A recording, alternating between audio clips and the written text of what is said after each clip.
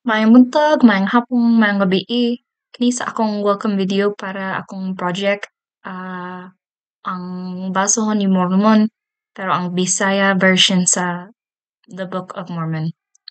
Nag-serve ko akong mission sa Cebu, Philippines, ug nag-realize ko walay audio version sa mga kasulatan para ang Basahon ni Mormon sa Bisaya.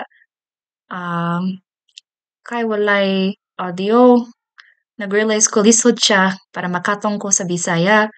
Og usahay lisod para mga tao, lisod para sila para magbasa og mga kasulatan.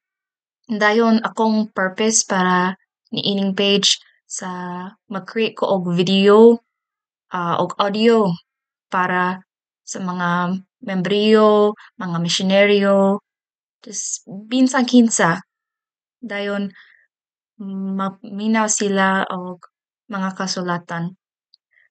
Pero ganahan ko mag-explain, di ko perfect sa akong Bisaya, di ko pinakamaayo, pero akong purpose para sa awareness kay naay daghang mga tao di sila kabalo sa ang Basong ni Mormon o di sila kabalo na ay pinakalipay dito. Dayon, kini sa akong project.